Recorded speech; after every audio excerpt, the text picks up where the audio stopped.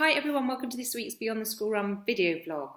Today we are talking about how we transition between work to caring for the children, from caring for the children to work, and whether that's an hour of time that you have in between for your work or whether you have school hours, how we can do this with the most ease and how we can then be the most productive with our work. So I had 3 tips and suggestions for you today. Firstly is just to consider like a slight change of clothes when you're transitioning between the two, whether it's a change of shoes from work shoes into trainers or a jacket. Sometimes that transition can really kind of shift your mindset.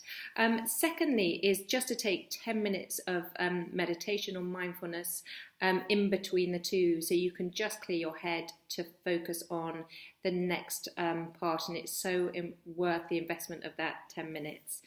And thirdly is just to remind yourself why you are doing what you're doing and combining the two, those moments where you're able to hold your children's hand and walk them to school. So just to remind yourself why, in those moments, why you're doing what you're doing.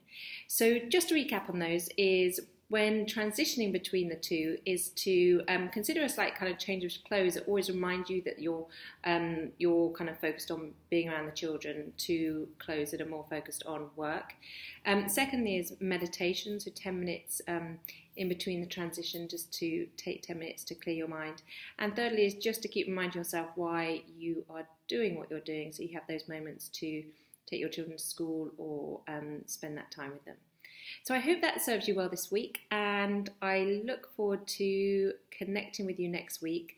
To receive our newsletters, just log on to the website and register just pop your email address in the registration box to receive our newsletters, and also join us in the Facebook page, which the link to that is, I'll leave a link in the link below, where we will continue our discussions and various other activities. So I'd love to connect with you there. So have a great week ahead, and I look forward to connecting with you next week. Many thanks.